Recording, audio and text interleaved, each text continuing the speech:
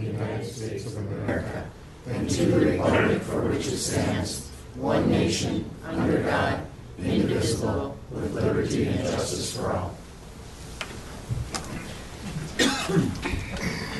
Please call the roll. Counselor Olson. Here.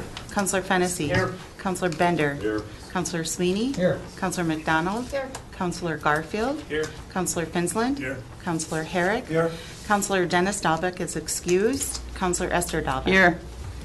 Recognize the quorum will proceed. Prior to moving into the approval of the minutes, I'd like Mary to show a little video that I think you'll find very interesting of the ice sculpture and fireworks the other night. It was totally impressive. We had about 23,000 people there over the 2 weeks, so I'm going to ask Mary to walk us through that. Oh. Mayor Terry and I went over it so she knows what to do.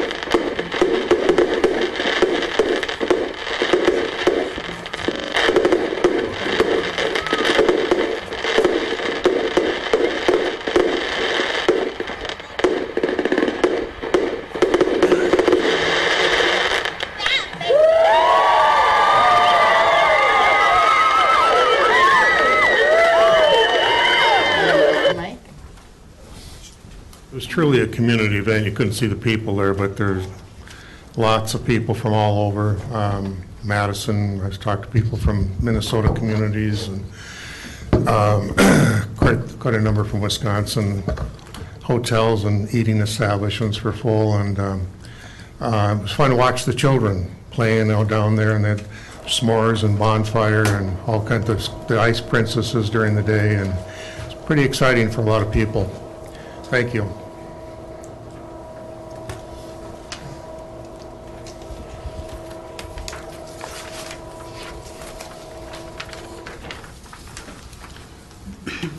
Item number 4 is approval of the February 2nd regular council meeting minutes. For the motion and second to approve, all in favor? Aye. Opposed? Motion is carried. Item 5.1 is the public hearing for the Community Development Needs and Fair Housing Choice for public comment. This does not need any action. At this time, I'll call for a public hearing and ask those that wish to speak for or against to do so now. For the second reading, those that wish to speak for or against may do so now. And for the third and final time, those that wish to speak for or against may do so now. Hearing and seeing none, I'll call a public hearing to a close, and there's no comment or vote needed. Item 6 is the consent agenda. Move for approval of the consent agenda. For the motion and second to approve the entire consent agenda, all in favor? Aye. Opposed? Motion carried. Item 7.1, Assistant Finance Director Bronson is requesting approval to lower the Nemadji Public Golf Course, Inc.'s minimum 2016 annual lease payment to $120,000 with the additional shared revenue calculation on revenues in excess of $895,000 up to a maximum annual lease payment of $160,000 as approved by the Finance Committee. Motion approved. Second. For the motion and second to approve, discussion. Hearing none, all in favor signify by saying aye. Aye. Opposed? Motion is carried. Item 8.1, Mayor Hagan is appointing Jackie Stenberg to the tree board. 7.2. 7.2. I have an old agenda.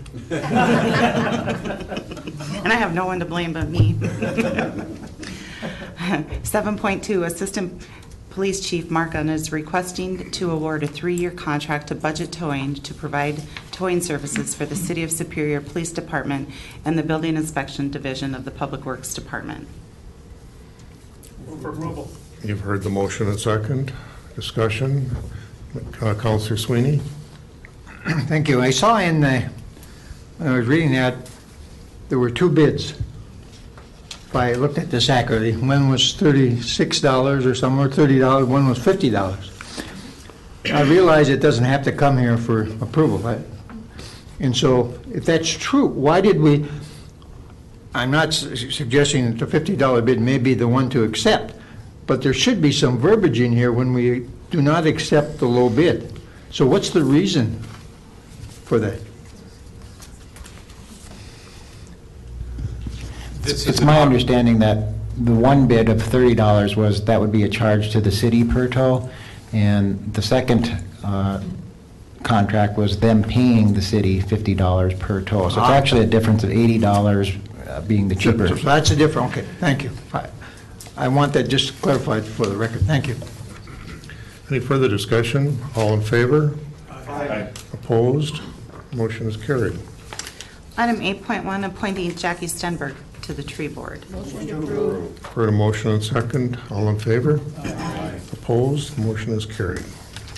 Item 10.1 is a resolution setting a public hearing April 6th to amend the budget for the 2016 Community Development Block Grant Action Plan. Motion approved. Second. Heard a motion and second. All in favor? Aye. Opposed? Motion is carried. 11.1 is an ordinance amending the erosion and long-term stormwater management ordinances as outlined in the ordinance. Move for approval. Second. For the motion and second, discussion. All in favor signify by saying aye. Aye. Opposed? Motion is carried. 11.2 is an ordinance amending Section 90-74 Wisconsin Point Defined to include 4 parcels that comprise of university-owned property known as Dutchman's Creek and the Douglas County-owned property known as Schaefer's Beach. We do have 2 people signed up to speak to this item also. Heard the motion and second to approve. Discussion? Matt Miller.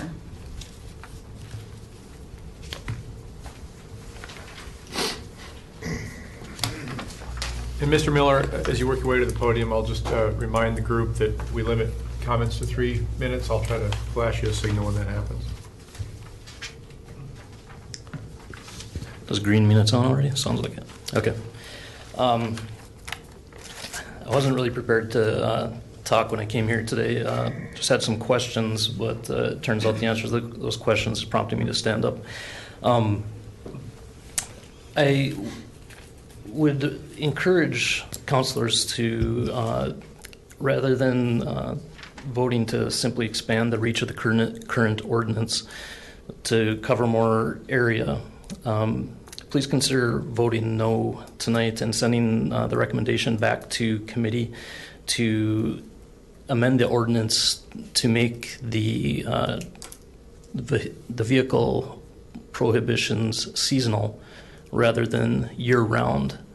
Of course, the most important thing is protecting the piping plover in the area. There's no question about that. But prohibiting public access to these beaches during seasons where the bird is not even going to be around seems a little drastic. Having access to that land as part of the public is one of the great things about living in Superior. You take that away, that degrades the standard of living here somewhat for some of us who occasionally like to have a bonfire out there and enjoy the stars that we can't see in town here. I don't know, I feel like I'm rambling now. Just please take that into consideration. There are other options rather than just wholesale closing it off to the public throughout the year. Thanks. Thank you. Keith Allen.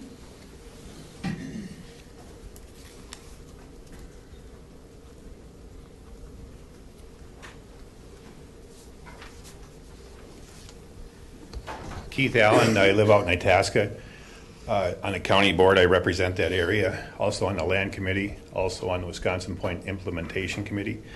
I've been kind of, since I've been on the implementation committee, I can't say that word, for a while, I've been kind of pushing this ordinance, the expansion of this ordinance on that road, because I live out in that area, I go out in that area, and I know there's a lot of activities that go on there past dark that aren't very, very good, I'll put it that way. I drive out there, I graduated in '73, we used to party on the end of the point back in the day. Don't do that now, it's shut down, they can't do it anymore, so now they're going down to Dutchman's Creek. There's times I go out there, there's 20, 30, 40 cars out there in the evening. A lot of them are Minnesota plates. So I do encourage you to approve this, especially the road closure. You're not eliminating access to anything except between, I think it's 11 and 4, 10 and 4, 11 and 4 on the road. The beach is still open. You can still walk on the beach. So just access to the road and removal of sands, I think bonfires, et cetera. There's a bunch of other things. But the big thing in my mind is the ability to the local police department to enforce curfew hours out there and keep the riffraff down and keep the beach clean. There's a lot of garbage thrown out there. I encourage you to pass it, and if we can look at some other concerns later on, we can, but I would encourage you to pass it because the time is now, I think next week it's going to be 45, 50 degrees. We know it's going to happen when it warms up out there, so thank you. Thank you. Discussion? Seeing none, all in favor? I'm sorry. Yeah, so this would close the gravel portion of the road after 11 p.m. at night, that's correct? Did anyone consult with the university on this matter? Just curious, because that is property that they have as well. Yes, Counselor. G.G. Koenig of the university has agreed that the university prefers the ordinance include Dutchman's Creek. Any further discussion? I guess I would tend to agree that there's nothing wrong with people respectfully having bonfires after 11 p.m. out at that area. Obviously, if there's any criminal activity going on, the police can enforce it at any time, and I would be more agreeable to seasonally closing off part of that area as opposed to just completely incorporating it into the ordinance that applies to Wisconsin Point at this time. Counselor Sweeney? I'm sorry. Counselor Fennessy? Hey, I just want to just comment that I also represent that area, and Keith and I have talked about this a lot, and I totally support this for a couple of reasons. If you go down there anytime during the summer, you can see the next morning the garbage that was brought down there and dumped, parties and all the stuff that's left, and most of that occurs after 11 o'clock. My previous role at the university, we dealt with Parks and Rec on a continuous basis because of vandalism and that, and I think this is one way that we can put a little bit of teeth into the ordinance to help control this, which at this point we don't have anything. So I think this will benefit not only the city, benefit the county, plus the university. So I think it's a good thing. Thank you. Any further discussion? Counselor? I'm just curious if the police department has the resources to step up significant enforcement, because I don't imagine putting this ordinance in place is going to get rid of that activity that's going on out there. It may end up resulting that there's more activity going back into the other part of the Wisconsin Point area, and I could see enforcing and keeping people out of there after 11 o'clock could become expensive. So I'm curious, Chief Alexander, have you guys considered this, sir? I guess it's kind of hard to gauge, how much activity we're going to be out there. We have minimum staffing levels in the city. Currently, it's adequate to get out to the Wisconsin Point area and enforce the ordinances that apply out there currently.